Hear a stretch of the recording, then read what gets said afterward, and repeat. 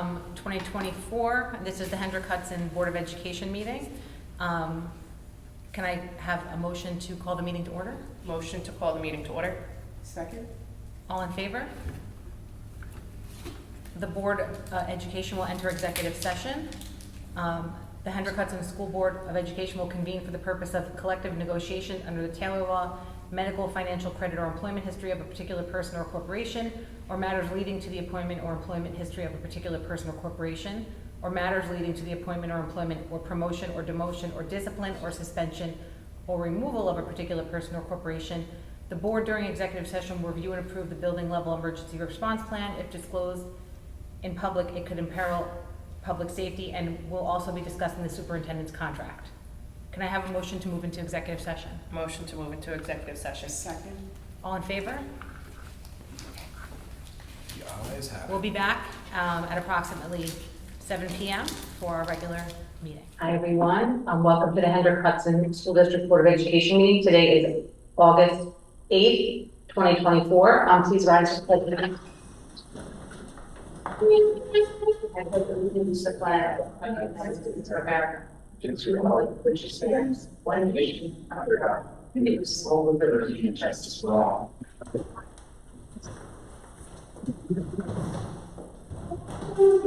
I have a motion to start the meeting. Motion. Second. All in favor? Can I have this? Is there anything anyone needs to pull from the consent agenda?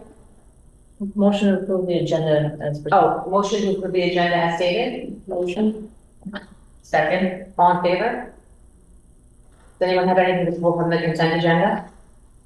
I'd like to pull fiscal 4.4, number 19, for the per diem substitute employee resolution.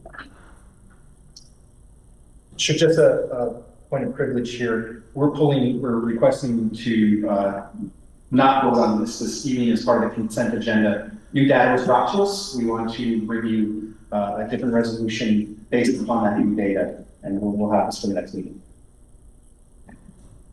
So before we vote on that, I have to ask Carmen if there's any non-agenda, any audience comments on non-agenda items. Oh, yes, we do. We have one person. We gotta use this. Mary Landry. Hi. Good evening. I hope you all had a nice summer. My name is Mary Landry. I teach 4th and 5th grade orchestra and general music at FGL. But tonight I speak as the mother of a kindergartner and, more specific to this topic, a 4th grader in this district. Tonight I'd like to implore both administration and the board to address the rumors surrounding the potential for 5th grade to move to Blue Mountain Middle School next school year.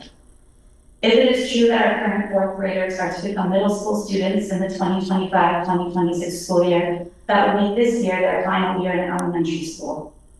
If this is true, I'm sure the administration and the board, in the spirit of transparency, would wish to give ample notice to allow the 4th grade parents the opportunity to organize a 4th grade committee, to fundraise and plan a year of special trips, culminating experiences, and a moving up ceremony, which these students missed in pre-K through COVID, for these students, similar to the traditions 5th graders currently get to experience in their final year of elementary school. If any of the rumors regarding the potential for 5th grade to be moved to Blue Mountain Middle School have begun to move toward more concrete actions, meetings with consultants or contractors, plans for allocation of funds, decisions on architectural changes, I'm sure you would wish to do your due diligence as members who serve this community to relay these actions in the name of transparency and to ask for feedback on this change from the community members you serve. If this is indeed true, as a 4th grade parent whose child is in the grade that would pilot this rumored change, I would certainly appreciate being asked for my opinion. If I have missed any announcements about this matter, I apologize in advance. And if the rumors are false and there are no plans to move 5th grade to Blue Mountain Middle School in the 2025-2026 school year, I respectfully ask that you make a definitive statement to the community following the rumors. Thank you for your time and dedication to our children. I look forward to your response. We need to address this. Thank you, Ms. Landry. There are no plans to move the 5th grade to Blue Mountain Middle School in the 2025-2026 school year. We've mentioned this previously. I would respectfully ask that anybody who has questions about rumors, please feel free to reach out to me, and I'd be happy to discuss those at any time. Thank you. I just want to add also that I don't know where the rumor was coming from. One of the plans that we had originally discussed when we were talking about transitions was Plan E, I believe, was the plan to move the fifth graders up to the middle school. But that was taken off of the conversation very early on in the discussion and never discussed again publicly, privately. That's not an intention of the board to move. Okay, thank you. Yeah. Thank you.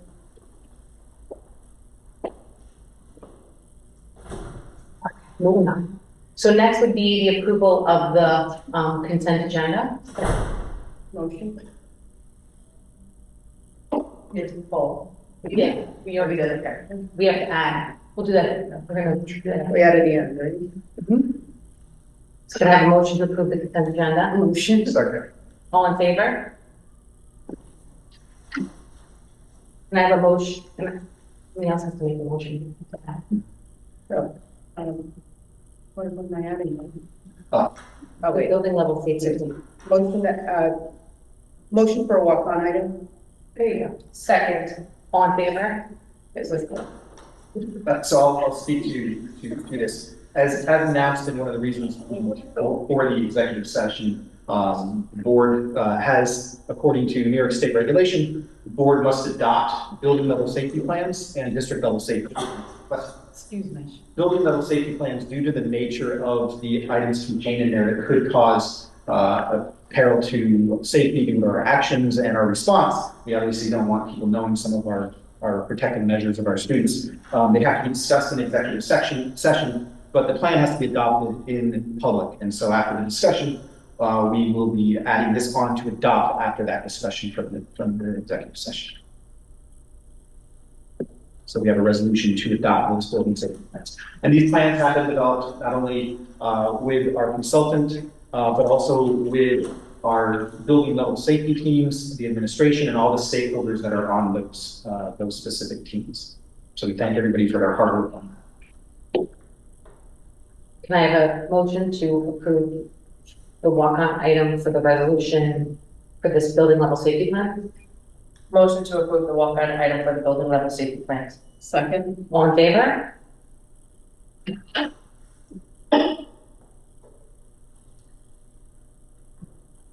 Are there any audience comments on agenda items? No. Okay, that gets us to our superintendent's update. Thank you, President Mills. It's good to be back thinking about the most wonderful time of the year. And it's not the holiday season, but it's when we welcome our students and staff back. So as soon as we bid farewell to our students and staff for the summer, the district begins preparing to welcome them back. And as we approach the exciting start of the school year, I just wanted to provide a midsummer update on the hard work and progress that's being made across our district on some of those items. Every summer, our custodial, technology, clerical, and administrative teams who are working over the summer, they work tirelessly to prepare our schools for the new academic year and welcome students back. This year, we know that the reconfiguration of our elementary schools has required a significant moving process, which I'm pleased to report is well underway. Our contract and moving company has completed much of the work, and I've visited buildings to monitor the progress along with the administrators and the custodial staff that do that daily. Teachers are already setting up their classrooms when they have the time, when they coordinate, and when the room is ready. Our custodial staff continues to clean and prepare spaces. Special thanks in a public forum to Mr. Merlini, our director of facilities, our head custodians across all buildings, not just the elementary buildings, because they're still doing the Herculean effort that it takes to get buildings cleaned, put back together and ready for students. So Mr. Gilbert, Mr. Thomas, Mr. Rojas, Mr. Dene, and their hardworking staff members, all of our head custodians in all buildings for their proactive efforts, as well as our technology staff who comes in after the rooms are cleaned to ensure that all equipment is set up. Despite ongoing summer programs and projects, we do remain focused on ensuring a smooth opening for students and staff in the fall. Later this month, our Board of Education will engage in its required walkthrough of those facilities as well prior to opening. I'm pleased to announce that Assemblywoman Dana Levenberg has provided a $100,000 capital grant for capital improvements throughout the district. This generous support will supplement our local budget and capital bond project, and we are deeply grateful to the for the Assemblywoman Leverberg's continued partnership and advocacy on our behalf. Claire Carey, our food service director, has notified me that effective this fall, all students enrolled in Blue Mountain Middle School, Frank G. Lindsay Elementary School, Buchanan Verplank Elementary School, and Furnace Woods Elementary School will receive breakfast and lunch at no cost to their households. So I will reiterate that all students K through 8 will receive breakfast and lunch at no cost. This requires no action on behalf of our parents and does not apply to the high school, but high school families who do qualify may still receive free and reduced lunch at that program. Ms. Carey has already met with principals to discuss how breakfast may impact the schedule, so we have that detail being sorted out, and Ms. Carey will also be sending out a more detailed communication to all families in the near future. And I do want to express my most appreciation to Ms. Carey, along with our data team, that helped ensure our application was accurate for the review process. In mid-July, our educational leadership team gathered for our annual administrative retreat. The focus of that retreat was refocusing. I didn't realize how many times I used the word focus. It's refocusing on the instructional environment. The retreat was an opportunity to strengthen our leadership capacity, set goals for the upcoming school year in coordination with the Board of Education goals, collaborate on operational matters, and spend some time cohesing as a team. I'm incredibly proud of our administrators' efforts and engagement and thorough participation, and I commend our cabinet members for organizing a productive and enriching retreat. At its main meeting, the New York State Board of Regents proposed amendments to the mixed athletic competition regulations. Recently, the Board of Regents has made a decision to conduct further discussion on these amendments and allow for additional time for public comment. The amendments that are currently proposed, among other changes, would provide instances where boys can play on girls' sports teams and girls can play on boys' sports teams, regardless of any potential adverse effects. Currently, right now, districts have the ability to approach that, allowing boys to play on girls' sanctioned teams and girls to play on boys' sanctioned teams, but the districts can look at any adverse effects that may be in a particular situation. These new amendments, in part, look to remove that from the district. After the Board of Regents discusses these proposals in the fall, we don't know if it's going to be a September, October, November meeting, but whenever they discuss it, the Regents has announced that the Board of Regents has announced they will have an additional 45 days for public comment. And in my weekly update this week, I will share a link to the wording of those proposed amendments and also where that public comment can be viewed. While we're on athletics, our high school fall sports are set to begin in just over 2 weeks. Varsity and JV football begin on Saturday, August 24th, while all other high school sports begin on Monday, August 26th.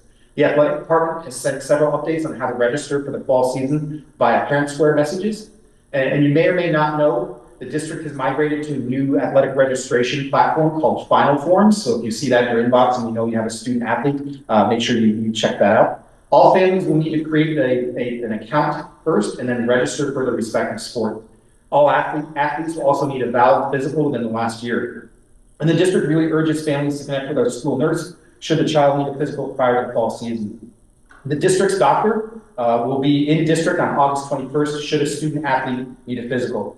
It is vital that the registration process is completed on time so that the students are approved by the school nurse in order to participate in the respective sport.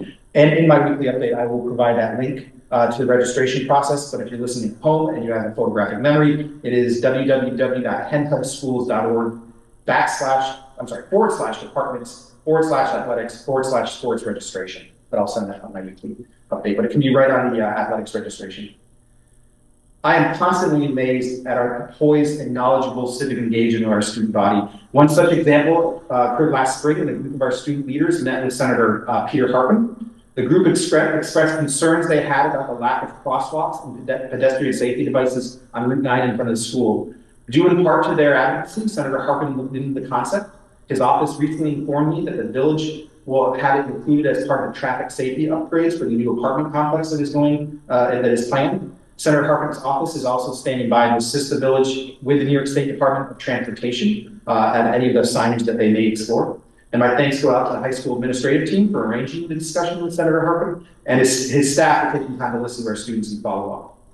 As I said before, I always say the most wonderful time of the year is when we welcome students and staff back. Nobody's getting that joke. Anybody remember the Staples commercial where they have the kids walking through singing the song? I won't sing it for you. No? Okay. I didn't probably YouTube someplace, but it will make my joke much more enlightened and happy. More specifics will be coming out from buildings as we draw closer to the first days. But as we approach that time of year, please mark these key dates. August 23rd is the infamous portal day.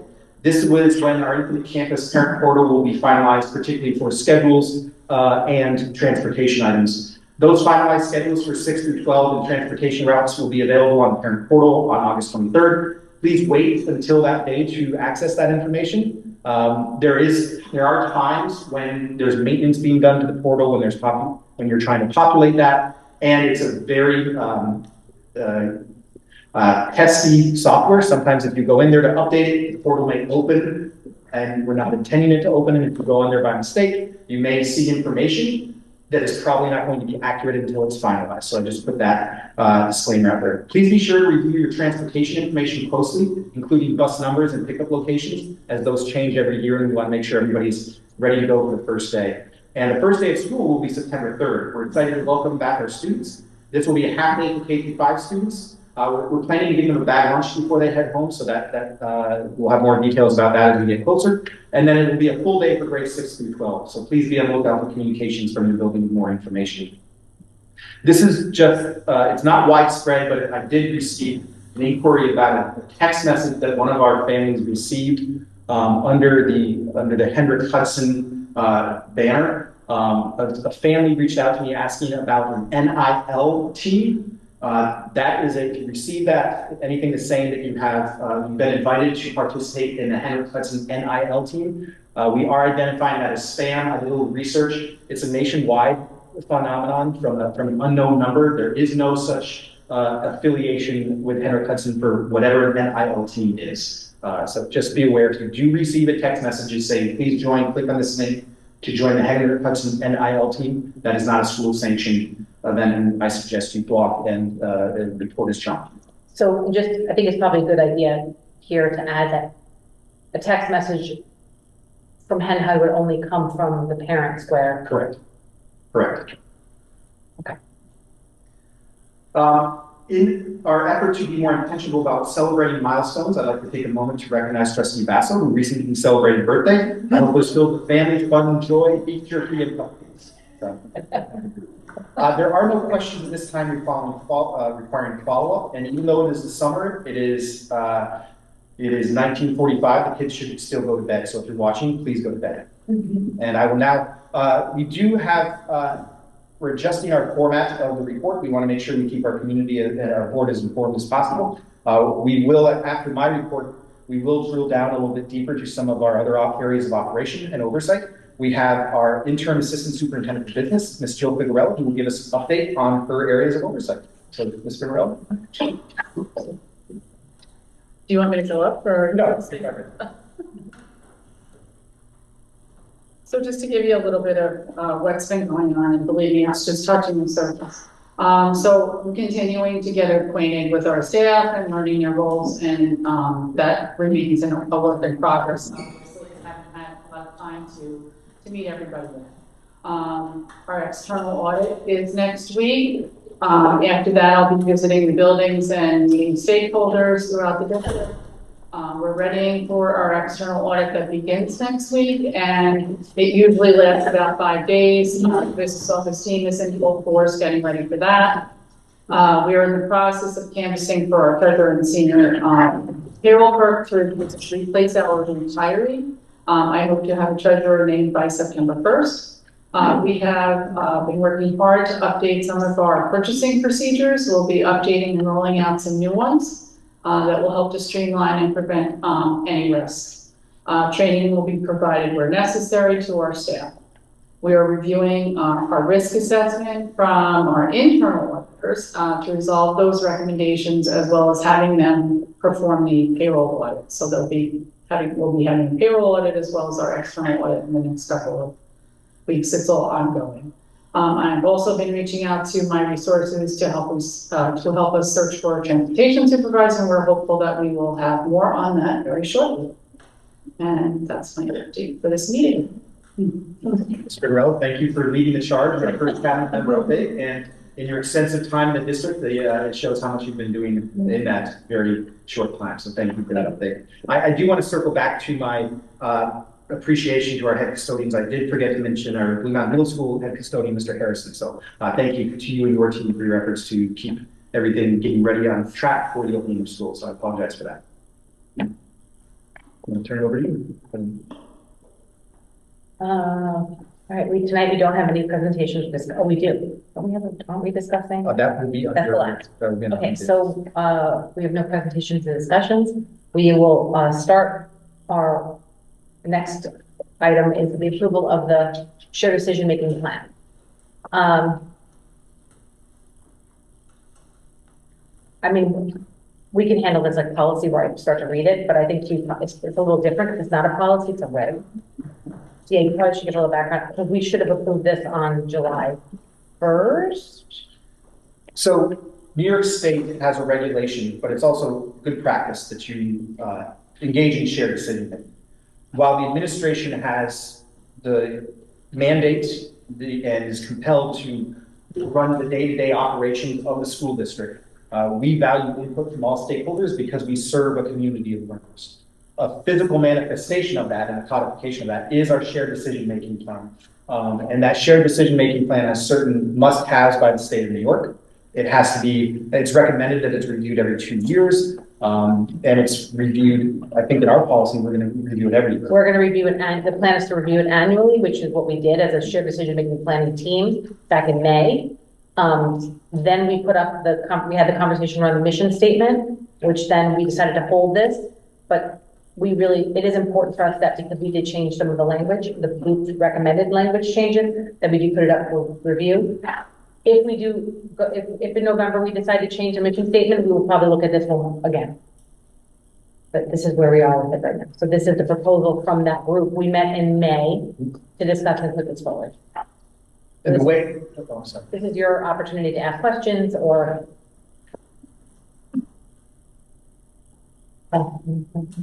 Just the way the review process took place at that meeting, the plan was shared ahead of time and people were given time to read, utilize obviously some collaboration tools with comments on Google Docs, and then we came together for a robust discussion on the actual plan itself. So it was a pleasure to be a part of that, and there was shared decision-making in the shared decision-making plan. We just need to, approve this as is for right now. Can I have a motion to approve? Second, all in favor? Thank you. We'll place this on the website. Perfect. Okay. Now we get to our policy readings. There's a lot of them, but this is because we're doing the policy audit. And you'll notice that the majority of these fall under the 1,000. They're all under the 1,000, so that's where we are in the review. And there's one brand new policy that we wrote as a team. So that's new to the school district. That's the 4,000 policy. So I just wanted to give you guys that background before I start reading them, so the public and you guys are aware of why we have so many and which one is really a brand new policy. Okay, so I'm going to start with the first reading of policy 1130, media relations. The Board of Education invites and welcomes the active participation of all forms of mass media, print and electronic, and educating the public and improving education within the district and the wider community. Motion to waive the reading. Second. All in favor? So on this one, we just matched and updated the language for legal purposes based on the recommendation. Which one are you doing now? 11-2. 1130, media relations. There's nothing in red. So if you made any changes, how can you see where the changes are? There was no changes in this one. This is all in, but this one. This is, yeah, because we didn't have this policy. We did, but we were overriding with the old one, all the language and using only the NISBA language in this policy. So maybe in the future when we do this, we have to cross out ours so everyone sees what we had. Yeah, because I have nothing, I mean, I guess I can go and look right now, but it wouldn't be on the website, correct? It's still there, it's because that's our technical policy, right? And it's under the same number, it's under 1130. It would just be helpful to cross it out in red. We haven't been at it. So is that how you guys want to handle it? Because we haven't been doing No, it. just for in the future. That's what I'm saying, going forward, you want, that's how you want to handle it, because we haven't been doing We it. haven't been, let's do it that way.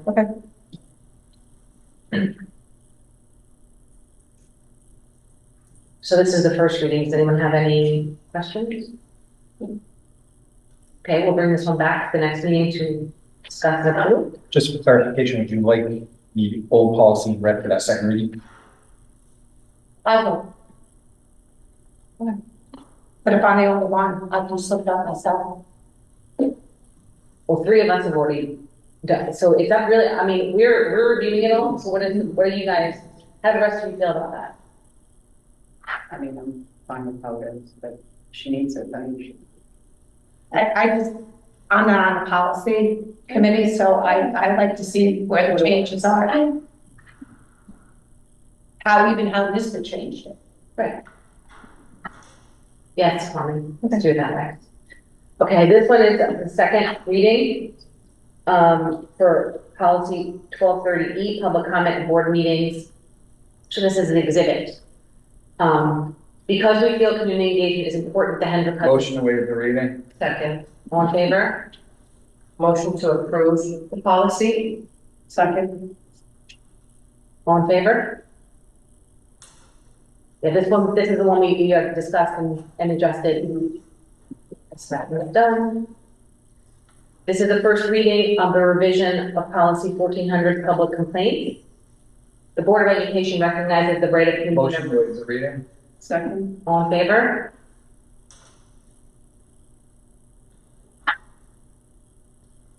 This is another one, I think this is all of the NISBA, this is the NISBA language, word for word. I don't think we changed any of it, but what we wiped out are, so the next time Carmen will put it back up. Look, at the end of the day, that's probably not the worst idea. It's not, Also for the people at home. it's record. Yeah. Should show the record. Point of privilege. In addition to the red line markout, we do keep a historical archive of the policies just for everyone's identification under the archive. Yes. And that's on the website? That would be right under inboard docs. If you go under policies, I believe there is a section called retirement. Okay.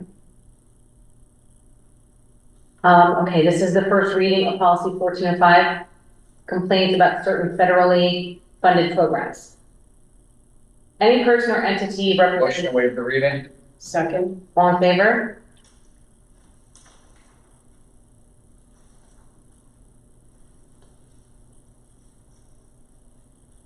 Anyone have any questions? I just want to make sure that if, I was looking at your policy, and if Someone has a complaint that it would go to another committee made up of other people, not just the curriculum committee, because there's only one parent on the curriculum committee, correct? Two. No, You're there's talking one for 1405 each. or 14? 14. We're on 1405 right now. oh, sorry. On the curriculum committee, there's a parent for each. That's not related to this though. No, so let's hold. Okay.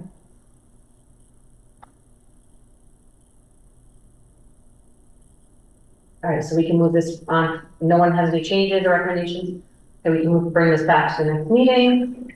The next is the first reading of revision policy 1320, complaints about curricular instructional materials.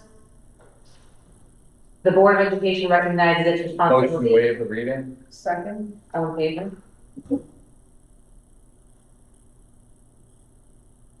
Stephanie, what was your question related to this? The parent volunteers, does this committee meet during the day? This This is not the curriculum committee. This one would be me, though, it says by an administration. I don't think it's a set committee. Yes, so in education, just like the military, we love acronyms and we love committees, well, military didn't have committees. But we want stakeholder input, so there are a lot of committees of similar titles. We do have an existing curriculum committee to receive updates. It's a committee of the board to receive updates on curricular aspects of the school district. If this policy is accessed by a community member.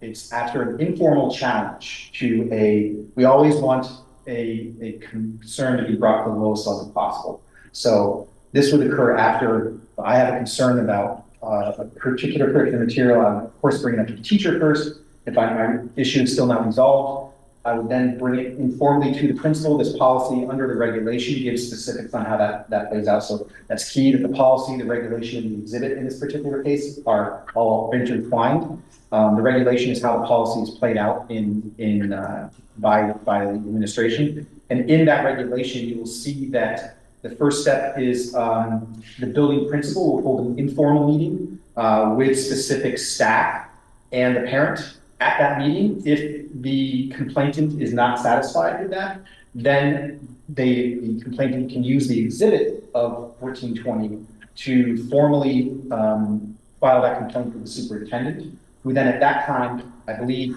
this policy is calling it, the superintendent can convene the instructional material committee or instructional review committee. And in that particular committee, you have an administrator, a librarian, a teacher, and a parent of a student enrolled in the district to investigate and judge the child material. And then at that time, the committee makes a recommendation to the superintendent, who could accept or reject the recommendation, and then could make a recommendation to the Board of Education, who could accept or reject the superintendent's recommendation. But it would stay in circulation until all of that is done. While the recording you While the review is done. correct. Okay.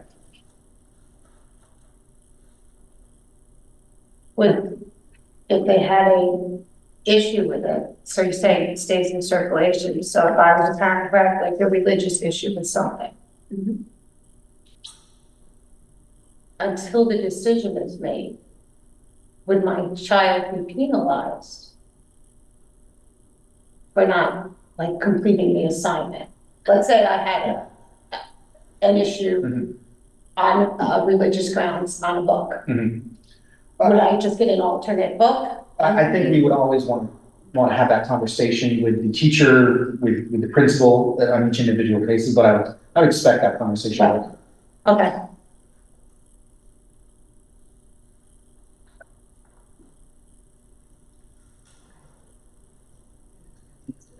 This is the first or second? First, this is first, yes.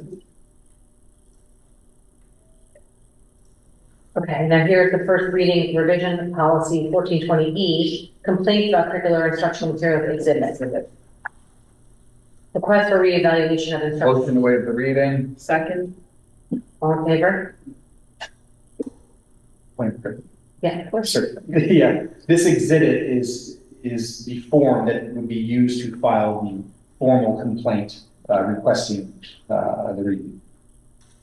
Is this easily accessed on the website?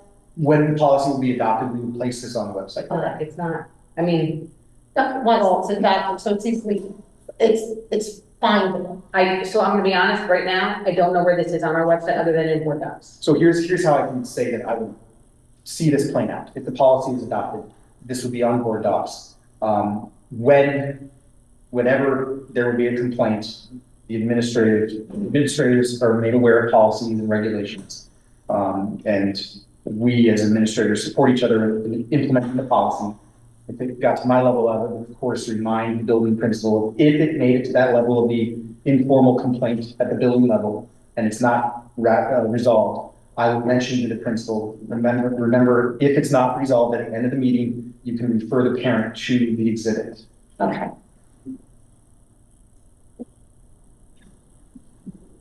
Right, so we're bringing that one back the next. This is the first reading, revision policy 1420R, complaints about, no, we already did that. What's the regulation? Oh, this is the R. This is complaints about, 1420R, complaints about curricular or instructional materials. The following Motion to waive procedures, the reading. Second? all in favor? So this lays out, the specifics on how to go about doing this.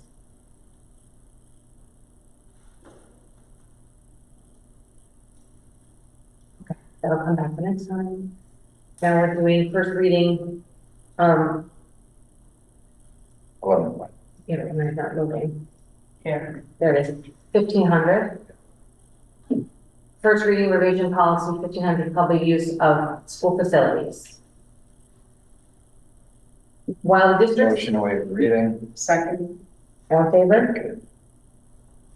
Is this just NISBA too? Since there's no red. This one, we discussed this one at, we discussed this one at length as a group. And I believe this one also came from recommendations from NISBA, but also from Alteris. Is this the one that we used Alteris's recommendations on for this one?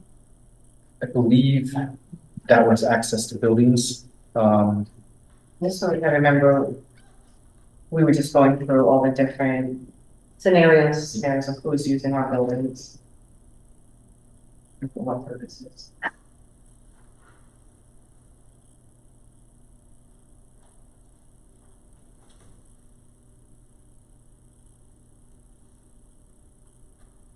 It's similar to our current policy. Yeah, it was, there was a couple of changes though, so, and I don't know what they were from. We're gonna probably have to put up the red on this above. Yeah, I'm up for all the ones that say revision. Okay, we'll bring that one back.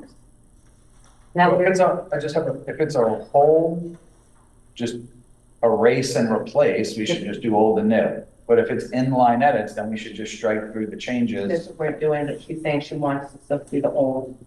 No, Stephanie only wants the old she wants to when change. it's a full redo. So if we have a policy today and we're totally throwing it in the garbage and replacing it with the new update in full, then she wants the old one there and the new. But if we're just changing a series of sentences or words inside a sentence, then she just wants to Yeah. strike it. But this one doesn't have that The either. first one we talked about is what was a total Yeah, redo. but on this one, it's an existing policy that made changes, but I don't see any strike through on it. Yeah. I think this might be a redo too, but Oh, okay. I think a lot of. I think it was a redo, and I think we just talked in length about it while we were doing it. Okay, cool.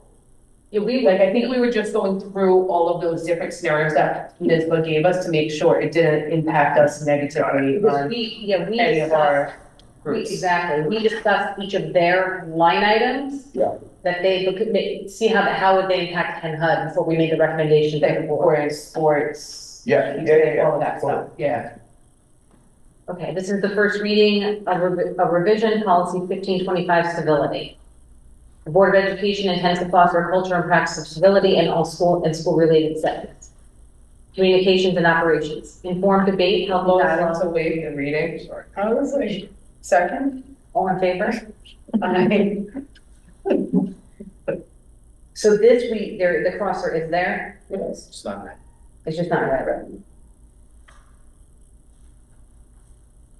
I think this was, though, that was for us, that we weren't gonna do something with NISBA. think that was NISBA's writing, Yeah. that wasn't ours, that was Yeah. NISBA's writing that we said we didn't need. We changed this because it was our policy on Yes. civility is like 3 lines.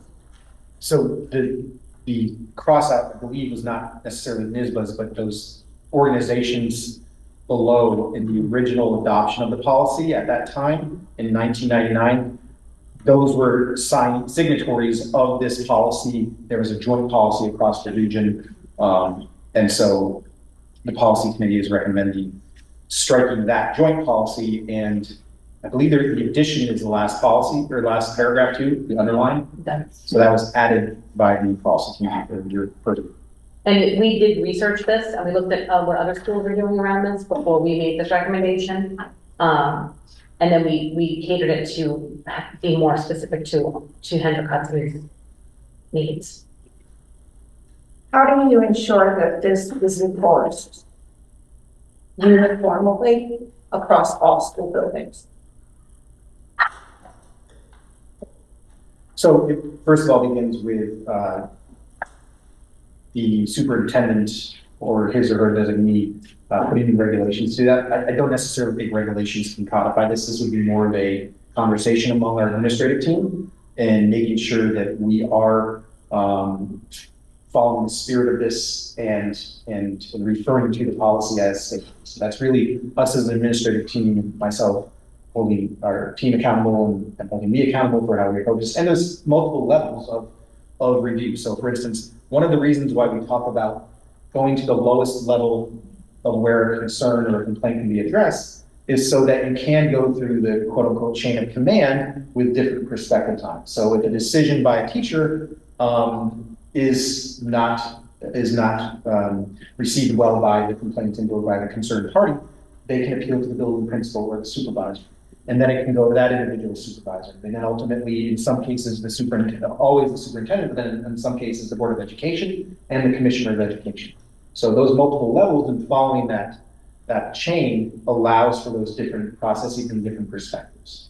So district administrators definitely get together and they'll discuss, you know, the spirit of this policy and how it's going to be enforced in every building. Once adopted, I will bring this to our next administrative team meeting, make the administrators aware. We'll go through the wording itself. We'll answer any of their questions. We'll talk about, it's so important, particularly when you have buildings that serve same grade levels, to be in cohesion with each other. Correct. And there's always going to be some level of subjectivity. We try to minimize that. This will play in as well with things such as if it may not be a civility matter, it may be a code of conduct matter, or it may be a DASSA matter. Right. Okay, this is the first reading of revision policy 1530, smoking, vaping, and other tobacco use on school premises. Due to the health hazard associated with smoking and in accordance with federal and state law. Motion to waive the reading. Second. All in favor? So we basically just modernize this? Do we have vape detectors in bathrooms? I do not believe so. Yeah, I'll double check, but I'm 85% certain that's that. No, we talked about that in safety last year. They looked into it, but looking at other districts that use them, they're not as useful as we think that they are. Like they're not 100% effective. There's a lot of false positives? Or just like not picking up. Oh, It doesn't pick up. Like in theory, it sounded like they were really good, but they're saying that districts that have them, it's not helping the situation. Because it's not picking, because it's not cigarettes. Well, It's not. also, like, I guess if it's on the ceiling, if it's not reaching the ceiling, it's not gonna pick it up.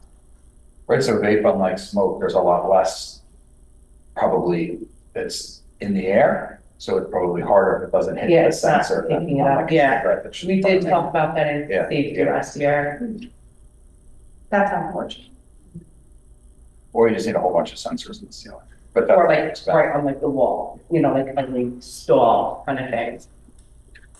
So this policy, the way this governance works, the board adopts this policy, this gives the district administration and the staff the framework with which to curb this behavior. And it's what I like to say, Trustee Hickey, it's not one approach, it's a lot of approaches. It's health education on the dangers of vaping.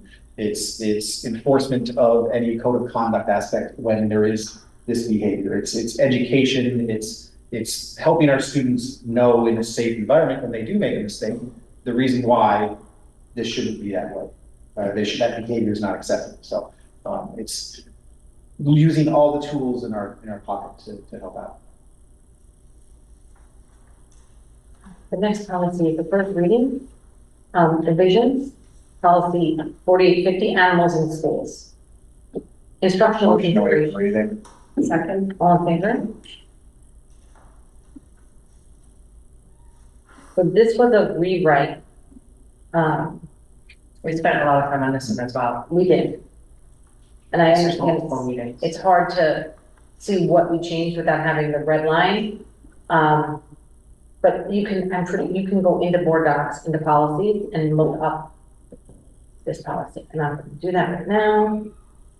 So this prohibits, say, an elderly gentleman walking his dog? Nope.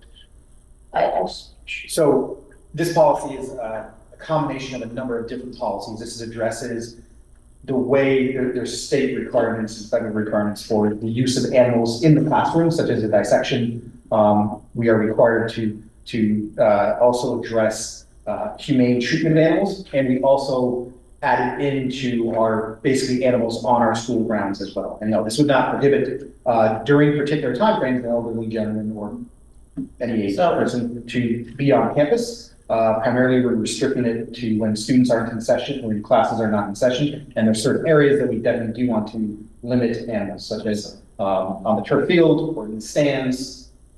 It is specifically called out that we cannot bring animals to the turf or onto the stands. It's called out in the policy, but this is a combination. Just to be clear, we have 48, right now we have 4850 responsible use of animals for this section in the classroom and 4851. Yes. So they're both in here. We had instructional and we had. So that this combines two policies. Combines two policies and adds some language specific to the community. We just have to retire that other. Yeah, so we need to retire, this one. once we adopt this one, we will retire 4851. So you can see on the next step too, it does say that you can walk your dog after hours, and some of us like to do. Walk your dog, you just have to clean up after your dog, and your dog has to be on the leash. But just not during, just not during school events. Unless they're chasing me. School hours, and right now, you're not supposed to walk your dog during school hours, or you're not supposed to walk on premises during school hours. Yeah, no one's supposed to be on premises during school hours. Right. Unless, Correct, because unless that they're would, here for school. correct, that would follow the visitors to school policy that they adopted previously. And a testament to the policy committee and to the board, they really spent a lot of time looking at what wording in the policy would be best fit for our community. We have beautiful fields that people do like to bring their animals on, and We were talking about this since like May. Yeah. I think this came up since like May, yeah. Frank cheese and comfort from one neighborhood to the other. we did also discuss this with the town and the village to make sure that we didn't have conflicting ordinances and they were aware of what we were doing. Okay, so we'll bring that one back, and now, I thought there was one more. We're gonna get 67 here. Oh, I'm in the wrong.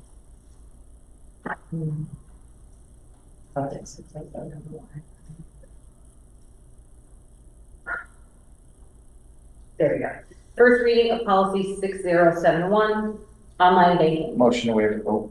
The board has entered into Motion to written, waive reading. Good. all in favor? Okay, this is a brand new policy.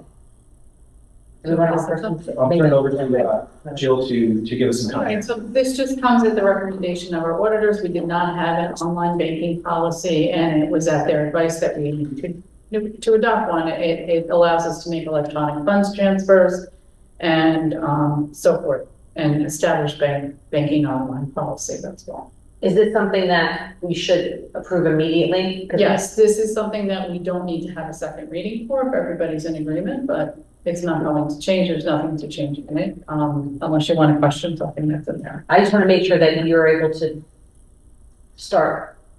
Right, exactly. I would like to be able to establish this immediately so that there's no reason to not establish immediately unless you have questions about it. So someone needs to make a motion to waive the second. Motion to waive the second reading, policy 6071. Second. Online banking. All in favor? Motion to approve policy 6071, online banking. Second. All in favor? This one has for next time. Or one more you can add. All right, good work, guys. Okay, this Oh, brings, wow. it's a lot. A lot. Are we done with the 1,000s at this point, Carmen, for now? We have more, don't we? That's what I thought. Okay. We have about 5 more, right? So the next is committee reports.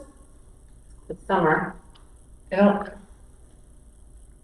We haven't really met with the committee. with mine, or We've met with policy and see what we've been doing. I know, it's not that. Oh, yours is. Okay. Yeah, Yeah, yours is, and I don't think we've met. There's been nothing. policy thing going. Policy, so we just showed that we did. Okay, so the next is board comments, new business. You want me to go first?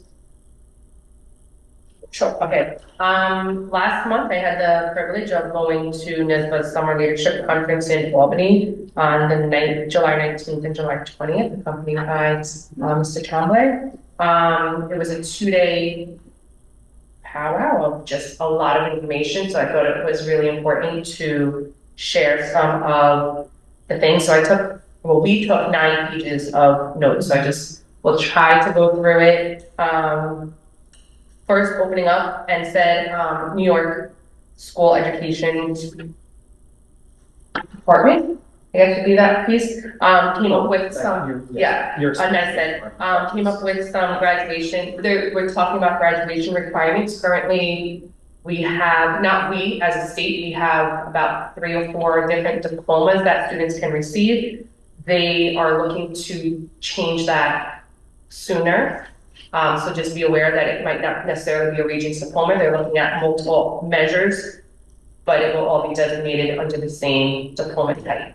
So just be aware that that will be a change that will be coming out. Once they do make the recommendation, I think it's open to the public for comments for about 45 days. Again, this is all the way up to Albany, and they will be coming through with that. Then we had different breakout sessions that we could attend, and day 1, we attended one on declining enrollment, and it seems to be a trend across the state. And one big, huge takeaway I took from there was an essential question: how welcoming is our community to people who might look to move in? So I just wanted that to be a question that, as a community, we think about how we present ourselves and would people want to move here. That was a question that was presented in the presentation, and I thought it was really powerful. The second breakout session that we attended was called You Gotta Be Here, and it was talking about student engagement in tough times. One action item that we talked about was that looking at the chronic absentee data, that we will constantly be looking at that to monitor students who are absent, and we're not talking about sick absentee, we're talking about, I believe it was 20%, is it 20%? 10% of 20 days absent, give or take, so about 10% or more. And that could be for truancy or just being out. It does make a difference, especially in terms of funding and just children's learning. So one of the districts up there had a method to try to combat that, and that was having mentors for students who are chronically absent. So they would be assigned a teacher, and the conversation, just talking about those students and how then when like the teacher was absent, the student would be like, oh, like, where are you, kind of thing. It was just this really good bond, and a lot of students that were there were talking just about, they had a video for that, and they were just talking about a lot of the connections that they were able to make, and it made them want to come to school. And then to end up that day was just a lot of dynamics and building skills, and it was just talking about how people handle conflict, and it was looking at the different, so there's competing, there's collaborating, compromise, avoiding, and accommodating, and it just made me really think of how I would identify myself on here, how I would identify other people, and how we can always look to achieve a goal, but also maintain a positive relationship. So that was something that I would love to dive deeper into. That was day 1, in a nutshell. Day 2, we talked a lot about AI stuff, and Stephanie, I thought about you, and there's going to be another presentation from NYSBA in October on a lot of the different AI, like ChatGPT also has like a new feature in it that was, I think it was like 4.0, and we got to play around with that and like figure out different ways to word things. So I thought that was really interesting, and I'm pretty sure when the next one comes around, like, you should definitely attend that, because I thought of you the entire time that we were there. And then I thought something that was really powerful for our shared decision making. We keep talking about students being active within what we're doing, and there were 2 school districts, both located upstate, that have students on the school board. and the panel discussion, I didn't want the session to end. There were about 8 or so students that were there who were talking to us about their experiences where they have one person who's on the board, but they also have like the committee. I did get the contact information for those boards, and I think it would be a great idea for us to do further research with them and maybe talk about this a little bit more in the future to have a student. It made you think about having student input, but also they talked a lot about how we would act if there was a student here. Like, how would you present yourself if you had a student who was sitting here listening to them and having them see you? So there was a lot of good information from there. Like I said, I did talk to the board president from one of the school districts, and we exchanged numbers, so I would love to reach out to them. And then our closing was with, and I don't know why I didn't write down his name, because I have it in the Bill Daggett. Again, I didn't, even though it was like what was holding back from going home, I did not want that to end, and that was something that I had expressed to Tremblay. I would love to have the potential to discuss him coming in to present to the district. It was all about the mindset that you create for your students. And one of his pieces that when I was writing it, I bolded it, talked about how we can bond and heal the divide with effective leadership. And it was just a really powerful experience that we were there. Overall, I feel like I took away a lot from those 2 days there. And I know there's another one coming up in October in the city, and I think that we definitely need to capitalize on going to that. Yes. Yeah. All right, well, I just wanted just 2 things about this. So in 2014, so we're going back 10 years, the Hendrick Hudson School District did have a student that sat unofficially at the table. I think he was at almost every single board meeting. That came up in the shared decision in our strategic plan as something potentially. And I think at this point, the governor's actually talking about mandating it on other school boards. Proposed legislation for student as ex officio, so they wouldn't be able to vote, but they would be able to take it. But this takes it, what these 2 school districts are doing is actually like a whole nother step further. So the students are really, so it's not just like you have a kid sitting here and they're participating, it's one step further. So I mean, I've been talking about this now, this is my 3rd year on the board. I would love to see it happen. I don't know if it's possible this year. Hopefully we can make some steps forward to giving the students this opportunity to engage. I think one other thing after speaking to Amelia about this that struck a chord with me is, and you can speak to it more, was that a few of these school districts have like a board member assigned to a building. Do you want to discuss Yeah, that a little bit? Like how we are all on different committees for things and we become like the expert. Those school districts, it felt very much like the board and the board knew the district and the district knew the board. There was a lot of, like, the students knew the students knew who their board members were. So if they were in the community, students knew who their board members were. So each board member would be assigned to one of the schools to become the liaison, so that they would meet with the principal or the administration or some teachers, get some information, and then bring that back to the board. And it just seemed like students knew the superintendent, students knew the board members. All around, it just seemed like a great environment. Like everyone seemed to be on the same page. Are these upstate school districts? One was Schenectady. And Schenectady. So I don't know, that was when she mentioned that, I mean, I would love to see us, I know we're all really busy, but I think part of what we do, it's important for people to know what we do, and I think we've discussed that before. So it's something just to look at, and well, I think when we discuss our board goals and our district goals publicly, I think we should keep them, and we should keep in mind, maybe as a board to discuss. I just thought that I've taken, I just want to thank you both for going and being present. I think it's so important. I think you learned so much. I was so, like I said to her, like, I'm so proud of you and so happy that you went, because I could not be there, and none of us could be there because everyone was asked So thank you for being there and being present and reporting back to us. And hopefully October, I know Stephanie went last year, and they brought back some great things. So I think it's a good opportunity. So thank you both of you. All right, so now we have a presentation, under, new business that everyone should have been able to see, and it's also in front of you about, FOIA request discussion. The presentation slash discussion. Board is considering, should we charge for FOIA requests? I'll just give you a little anecdote. So before we start, and I'll try to make this fun. It's ironic. You may be aware that there was an incident that occurred.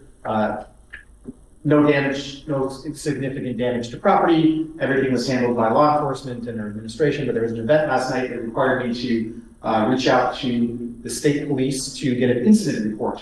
And I went to the trooper barracks this morning, and of course, always polite, but they referred me to a FOIA request to retrieve that document. And New York State open meeting laws will go into a lot of depth, and we just lost everybody who was on YouTube as soon as I said that. Then you clicked off, but it gets exciting. We as a school district have to follow some pretty strict rules in that open meeting law, and anybody who's a public entity has to follow that, including you can only charge a certain amount under certain conditions, and we'll talk about that in an example. So for instance, 25 cents for a 9x14 photocopy, and you have to respond to that request in 5 days. In this instance, when we went to apply for the FOIA request, I found it ironic that we're doing this presentation tonight. We had to pay $15 for it, and our anticipated date of a response, if it was approved or accepted, was February 2025. So that joke would only kill if you're interested in open meetings law and FOIA requests. So yes, I'm going to provide a framework to assist the board in its decision on if they want to look into any changes to their access to records policy, specifically related to charging for FOIA requests. We always start with our mission. The objective of this, as I just said, is to provide you with supporting, go to the next slide, supporting data to help inform that decision. And then if we want to just do a brief primer on FOIA legislation, and particularly for schools, legislation for the Freedom of Information Law comes from the Open Meetings Act, started in 1974, revised a couple times in 1977.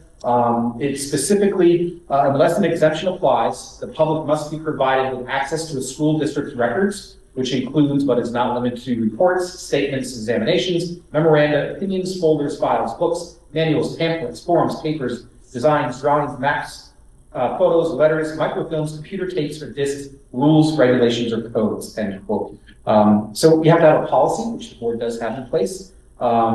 And we'll talk about which policy that is later. It must have certain parameters, such as who is the person that you contact. If you do have a FOIA request, times and process for viewing those items, or when you inspect them or copy, you have to state the fees that you can charge. If you maintain a website, you must post that information, which we do, on how to start the FOIA request. Now, despite the name of FOIA, Freedom of Information Act, the law does not mean that the public gets every piece of information. It's related to documents. So that's a key distinguishing point. In other words, if a document does not exist with the information that somebody is seeking, the school district is not mandated to make up a document to provide. It pertains to records. It's not intended to be a vehicle for cross-examination of government officials or employees. Therefore, we're not compelled to answer questions. However, I think everybody at this table and hopefully everybody in the community knows that we do pride ourselves in being responsive in answering questions. So I just want to make that clear that the law may not compel us to do that, but we do have a obligation as we serve this community to respond to those questions. But in terms of FOIA, it's only for documents, not just if the information is out there, us codifying it. So while this list of exempted documents is not the complete exemptions, there are certain things that we don't have to provide, and then we'll talk about that in a little bit. But in general terms, it's any item that could endanger the life or safety of another person, anything that could be considered an invasion of privacy. If there's contracts or awards or collective bargaining negotiations that is going on, that's not information or documents to be shared, or anything that would jeopardize the ability to guarantee the security of assets is also something that would be exempt. If we go to the next slide, these are our local policies, which are available in our policy book online. We do have a legal notice on the Henrik Hudson School District website. And we do have our current records officer, Ms. Carmen Koch, who is joining us here this evening. So it's just a little local governance. So to help the board in its discussion of this, I wanted to share a few pieces of data. We have, in terms of the 23-22 school year, we had 38 FOIL requests. Last year, in the 23-24, there were 44 requests. There are currently 7 open requests this year. There is approximately in the 23-24 school year, approximately $26,000 was spent in legal fees alone on FOIL requests. Here's the general process. When we receive a FOIL request, we initially look at it. If it's not something that we have engaged in before, we do seek legal counsel to make sure that it is a legitimate request. Depending upon the manner of it, we do have to have information redacted, because if there is a document that exists with some of those items that are exempt, but a simple redaction, and I say simple in air quotes, would allow that document to be shared, we do have to have our attorneys review it to see what should be redacted, and that costs fees from them. And not only do you have to consider legal fees, but other costs. So if you're in economics, as any 12th grade senior in Mr. Chalman's economics class would understand, there are opportunity costs to every decision we have to make. If we are asking a staff member, because it's not just the records officer, because the records officer, as knowledgeable as Carmen is, she doesn't have everything within the district. So she may need to reach out to a particular department, to a particular administrator or employee to get further information on if that document exists and the context behind it and where it is. So every time there is a FOIL request, we do have 5 days to respond. That 5 days compels us to pretty much drop everything that we would be working on in the business of our day to respond to that request. So we unlike the New York State police, respond within those 5 days. So I'm sure that there's an exception for New York State Police while we're talking about this, because they are responding to some safety and security events and some public welfare events that we want them to focus on. Think about the time that would need to be spent away from our main purpose of providing effective instructional environment and safe operations to respond to this FOIL request. So that's something you may wish to consider too. So I just wanted to provide those items as to look at the discussion prompt of consideration. If you go to the next slide. So does the Board of Education wish to consider charging or allow within statutory limits for FOIL requests? And those possible charges, what can be charged? Well, as written in statute, if you request that the FOIL request is for paper copies, an agency may charge up to 25 cents per photocopy of 9x14 documents, very specific. Anything larger than 9x14, we can charge the actual cost of photocopy. If a FOIL request asks those records to be transmitted electronically, the agency that maintains those records might not be able to charge. If there is a request for a large volume of any type of records, including electronics records, we could charge the actual cost of reproducing those records. And if an agency, such as a school district, takes more than 2 hours to prepare, extract, copy, get together all the items needed for that FOIL request, we could charge for the employee's time. You cannot charge for those attorney's fees, as an example. So that's just a little background to assist you in the discussion.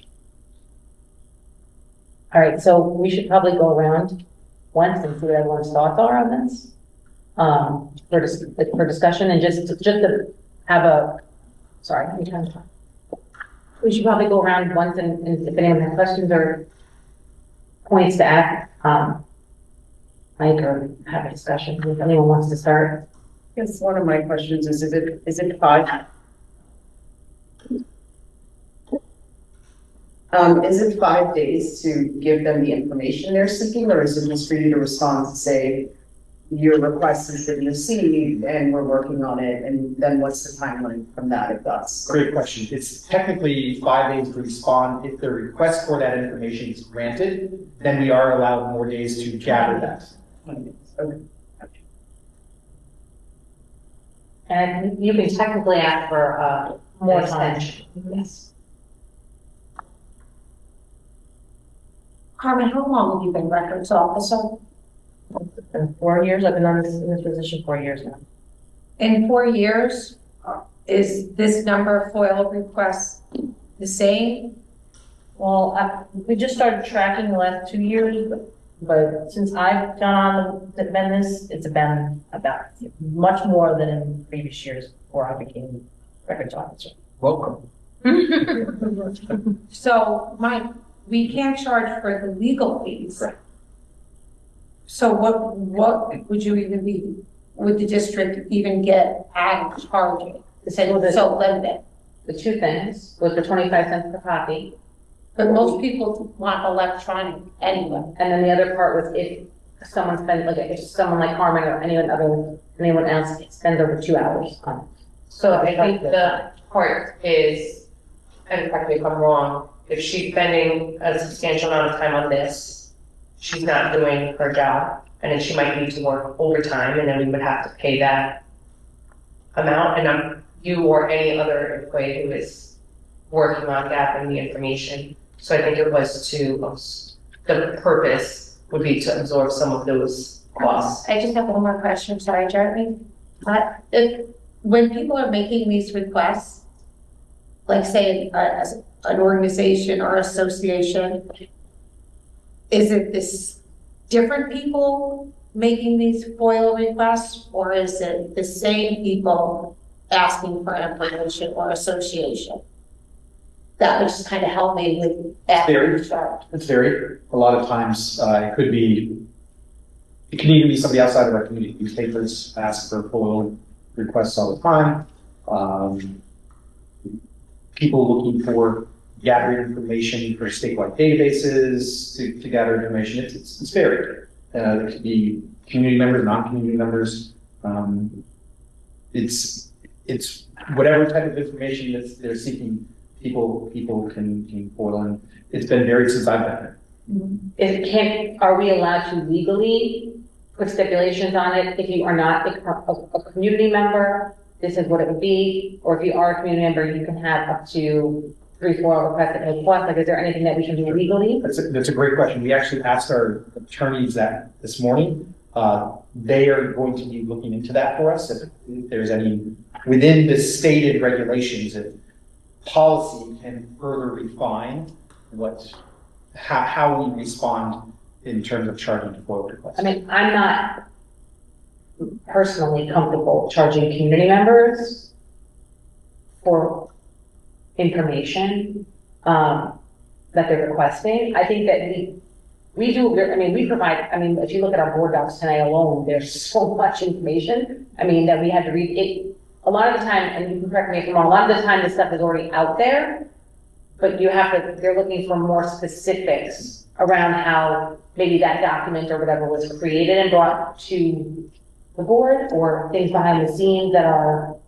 My concern, Emails? if you quantify that you get like 3 free, I might get 3 free that was a 1-page copy, or reverse. I might ask for 3 free that are like big 100-page copies, and then when I get to number 4, I just want a 1-page copy. So I think that, I don't know if it's quantifying how many or how you get a certain amount of money, pages, or you have a certain amount of hours or something. So I have a question, and then we can talk about the ideas, but the question. If FOIL request takes 2 hours and 1 minute, can you charge for 1 minute, or do you charge for 2 hours and 1 minute? If it takes 5 hours, are you charging for 3 hours? Or are you now, does utilizing 2 hours now trigger the opportunity to bill for all of them? Or are all requests that are are free up to, if I ask for a document that's digital, if I do it 100 times, we can give one time, we can give free, whatever it is, but if it's electronic, it's free regardless, right? Unless it takes a long time to respond to that. So, but here's my question, if it's 2 hours and 30 minutes, do I get charged for 30 minutes or 2 hours and 30 minutes? Great question. I'd have to run that by the attorney. The way I interpret it is if it takes more than 2 hours to prepare, you could charge for that employee's time back to those 2 hours. That's the way I interpret it. In other words, if Carmen sits there for, I think as we work on things, if I were to have to research something and it was 2 hours and 1 minute, I don't necessarily think I would fill out a claim form and then say, okay, give me 2 hours. I think 2 hours is meant as a threshold of. No, but I forget the 1 minute. I just wanted to really understand, once you exceed the 2 hours, do you go backwards or is it just from 2 hours on? I believe it's backwards. You could charge for that. We did confirm with the attorneys, though, we can charge for emails. Yes, So if it we takes, just need to rewrite our policy to say that. if it takes an exorbitant amount of time. Well, what if it takes no time, but it's $10? It says large volume. Large volumes. What does that mean? So normally what happens with electronic records, it often comes in, I'd like to see all emails between this employee and that entity on this subject. And what happens is we have to then engage a search of our email system, which then has to be reviewed by district staff, which then has to be reviewed by legal staff, redacted. And if we get, you oftentimes, depending on how wide that search is, when I was a director of technology, I had a volume of 20,000 emails to back. And now Because of time legal, period and search parameters. and now legal has to go through everything. You can't charge for that. I mean, look, my idea is if electronic documents that take under 2 hours for free, then that's great. You're going to be free and charged for stuff that's more than that anyway. If oil takes 8 hours, why are we paying for it even if they ask for one? 20% of a work week. More. For 7 hours. It's the thing, it should be by the time. I think it should just Not by stick then. with this digital dissemination under 2 hours is free. And if you want hard copies, pay for it. If it takes more than that. So I have a question on that. How do you, how does the person who's getting charged know how much time someone spent? So you can charge them, what if they say, there's no way that took 5 hours? How do you? Yeah, maybe you give them, that's a great idea, maybe too, say this is gonna be. You give them an idea ahead of time, this is an estimated time. So I asked some of the other districts, there's a couple, I asked all my other clerks and asked who was charging, FOIL requests. Two districts responded to me. In their response, when I can say your 5 days, they give them an estimated cost of what it will cost them for their FOIL request. Yeah, and then they can decide if they want to move Want to forward. know, yeah. I think that's fair, if they have an idea ahead of time, I don't think it's fair to Get blind stuff. fee after. Because then they can challenge how long it took. Jill, do you want to add to this? Yeah, I don't know what the right answer is as far as the 2 hours or the less than 2 hours. I just know through experience, you can be asked to go back 5 years, 10 years on things. Payroll records go back 55 years. You can be asked to do things that take you days and weeks to do. You could be asked, a payroll register is, electronic, but a lot of times you have to provide them, the whole entire thing, or you might have to provide 5 years worth of payroll records for one employee or for 50 employees, or, there's no limitation. And then again, you have to redact information from it. It's not just printing out copies, running them off from the system and saying, here you go, which is still, it's long, it's lengthy to do that, but to have to redact all of the information that your attorney tells you you can't give them, sometimes it's not customizable with the system, so you have to go through them page by page by page. Another thing that can take a very long time and requires a lot of materials and time is capital projects. There's a lot of information and there's a lot of backup that goes with all of that, and that could be available at times too. Those are all things. It's not just, Yeah. Yeah, it's not just one or two things that they're asking for, and then many times they ask for things and they ask for more things, and they ask for more things, and one thing leads to another. I think it's time consuming for business office operations, for sure. I don't know about the rest of the district. Is the 2 hours state law or is that our policy? That's state law, So or state regulations. We're allowed. It's codified. you can't charge for a 5-minute, 1-page electronic document. Correct. So I got my answer. Thank you. I just wanna put out there, I am all for the district saving money any way it can, but not this way. I do not feel comfortable putting FOIL requests behind a paywall. And that paywall being people who can afford the information versus people who cannot afford the information. I do not feel comfortable. And I hear exactly what you're saying. You know what I mean? It's costing us money, but and our hands are tied on how we can even charge. I just think that this would penalize the people who can afford the information. And I'm not behind that. I would like to know, before I make any decision, whether or not we can charge non-community members versus community members. I'm not comfortable charging community members, but out of people that are not in our community, taxing our resources, that's a different story, don't you think? Well, but I I mean, if somebody I agree, 100%. I don't think that I 100,000% think that there's an opportunity to do something different for community members versus non-community members or community members who are toiling on behalf of a for-profit or any other organization, right? But is it appropriate that someone should just be interested in information, right? I hear where you're coming from, right? No doubt about it. But is it right to say Jill and her office have to do 40 hours worth of work to satisfy a FOIL because someone just is curious and they have absolutely no risk whatsoever to take up 40 working hours to scratch an itch? That seems like a tremendous liability from a business perspective that would be irresponsible. I mean, I would never open that risk to my business. I agree. I don't like that it takes away from our staff working on what's the goal and the mission of it. Benefiting kids, right? Like at the end of the day, this is scratching grown-up itches and people should have access. And maybe then there's an opportunity to appeal to some sort of a committee that hears what they're looking for. But I get what Steph is saying, but Carmen, how many of the FOIL requests that you see, and you may need to get back to us, I'm not putting you on the spot, please, by any stretch, but how many FOIL requests do you see that are taking more than 2 hours?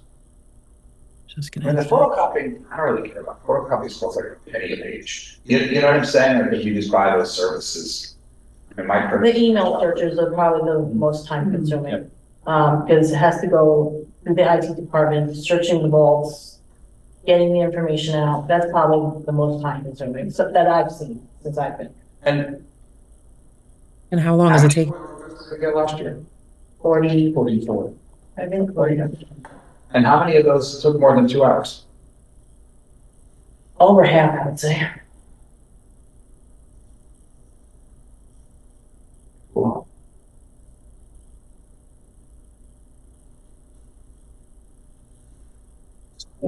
I think Corey had a question. No, I was actually going to ask exactly what Jeremy just asked. And I was also hearing what Stephanie was saying and wondering if there's a way to, have an exception if someone can't afford it, like we do for a lot of things. If someone can't afford a school trip or something like that. I don't know how they would prove that, but I don't think our goal is to make money off of the community as much as it is to save our own resources. And it seems like that's what we're going for.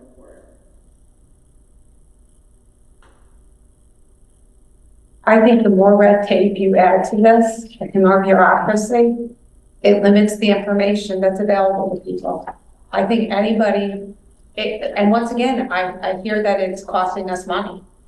but you're not gonna get the legal fees, and even if you did get the legal fees, that's a drop in the bucket for other things that we spend. If the community wants information in the spirit of the law, I believe it should be available to everybody.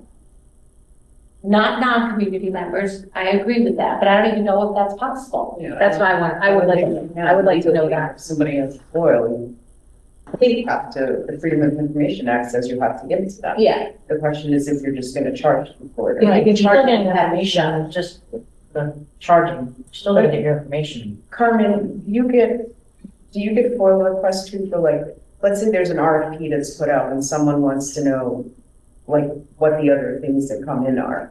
You get those requests too for bids? That's not a FOIL. That's not a. Excuse me. I didn't mean to interrupt. No, that's okay. Yeah, no, that's not a FOIL request. Okay. We're required to get that. Information, okay. I mean, I just think it's a slippery slope to. So if someone sends you a FOIL request and it's information that you could just get, A lot of times I redirect people right to the. Oh, you do? Located on the website, Yes. So the thought that I have, because you're right? Both of you are right. There's no question about it. But does having an obligation to maybe pay encourage someone to maybe refine their request to something that's more appropriate? Because I could say, I want every email that this person, and this person sent in this time frame. And they don't have to go through all of those emails because I just say I want to know. But if they know that it's going to potentially cost a ton of money, they say, well, I really just need to know about this little section here. So what if the people that are requesting the FOIL have the money to pay for it and they pay for it anyway? They're still getting the information. I just feel like us setting ourselves up as, hey, if we want the information, I don't know, that's just a little dicey for me. The part that scares me is if it gets too much, we're gonna have to hire another employee to handle FOILs. Right? And that's like another administrative expense. I mean, we could maybe wait till we get to that point, but I'm just, those are the unintended consequences, I guess, that are worth us thinking. To the point of helping the public, we are a service organization, and that's the expectation that I express to our staff. That we interact with the public, we're a person first organization. So oftentimes Carmen and I will discuss a FOIL request that comes in, and we'll sit there and say, what is this person really looking for? So we'll reach out and call them. We'll try to help them, because in the end, that will make our job easier. So to that first part of your point, we do try to help make sure that we refine that down, because it benefits both parties. I think just throwing in dollars for information just starts to feel a little bit like you're trying to block information from people. Like that's how I feel like it's going to be perceived. And I personally, like, I get it, there's a cost that comes with it, but it's $26,000 in legal fees we couldn't recoup anyway because we can't charge them for legal fees. So technically it's money we couldn't get anyway. So why start something new? That's probably, you know. and right now, we're in a good place. I hate to say this, but we've come a long way. I'm just gonna throw it out there. I know that. We've come a long way, and you don't know who's gonna be sitting up here, you don't know what's gonna be happening. And I'm not going to limit information to people behind the paywall. Can you just share at the next meeting how many hours, man hours we spent on those 44 requests? Roughly. You don't have to say it. That would be and roughly. And if you don't know, and that's going to take, listen, if that's going to take hours to figure out, I don't know, then I don't know where to go. But if you're like, average, I mean, you know. and when you think about it, it doesn't have to be, you're not. Could you imagine? No, but I'm just saying, could you imagine if Carmen spent 400 hours on those requests? A third, That's 10 weeks. a visual, a third of her desk is donated Right now, yeah. to FOILs. But I'm just think of, I'm just like, we can't get the legal fees back, but all I'm saying is I'm concerned, and we can cross the bridge when it gets to the point and saying, hey, if we don't implement an expense, we're gonna have to hire someone maybe, and we. Well, do you just want to see how this year goes? Maybe that's. I think so, because I mean, my next question was going to be, what was the request amount at this time last year of those 44 that we ended up with towards the end of the year, right? Was it 7 or was it already at 15? Like, was it double? I can still say I wasn't here then. So what time period? I mean, like, just like July, August, sorry, right, August. So August of last year, like, if you know, you don't have to do it now. Well, You know, August of last year, was it the same amount or was it 20 already by August?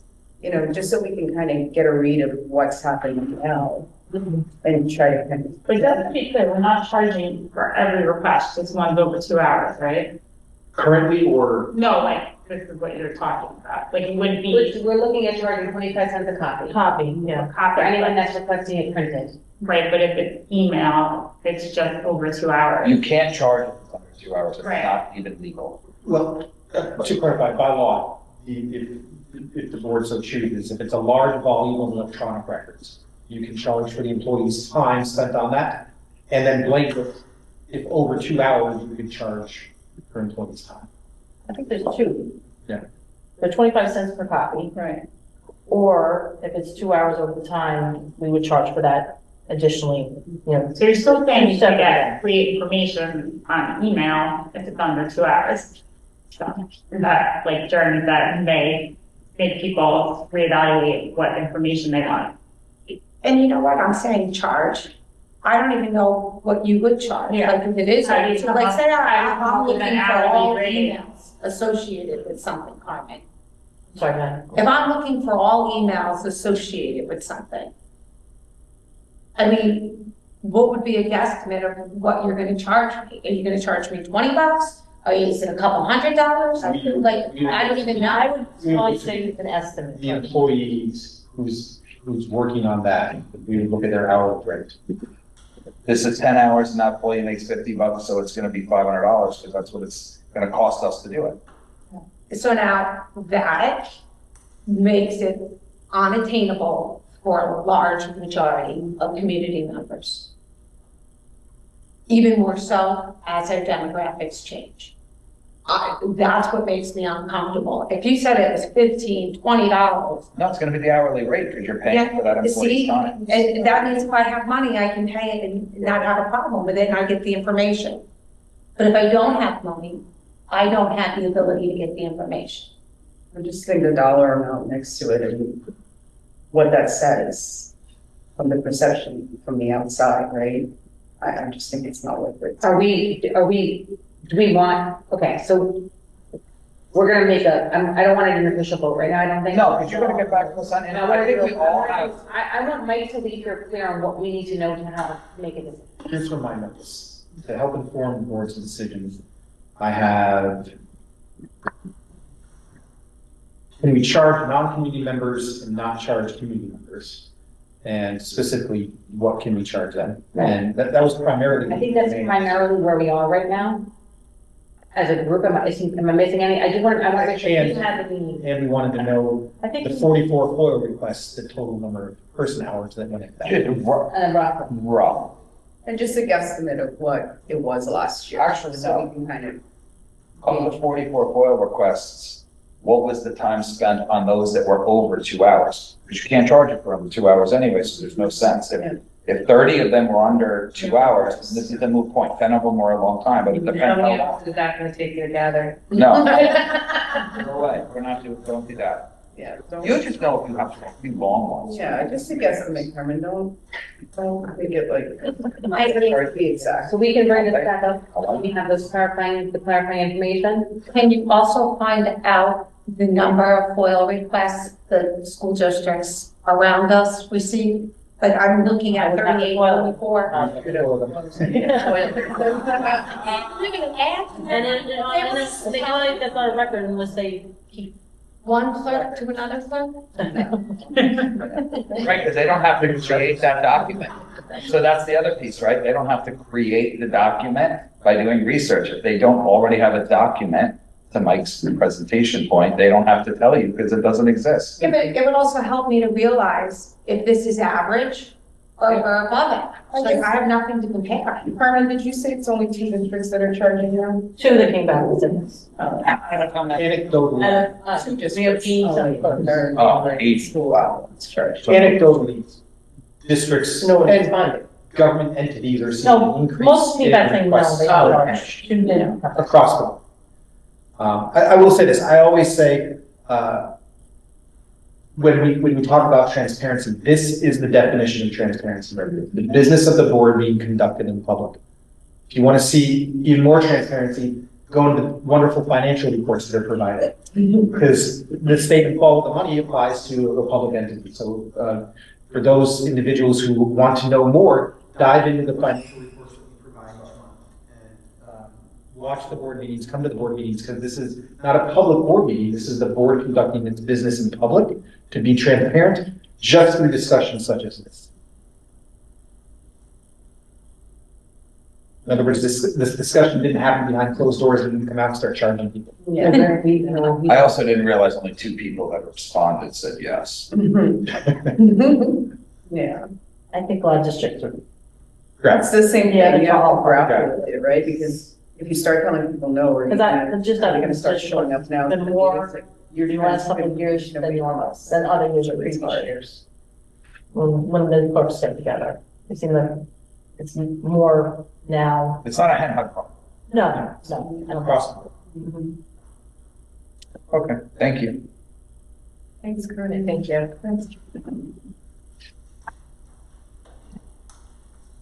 Did we charge for board meetings go 2 hours? We're right there, we're right there.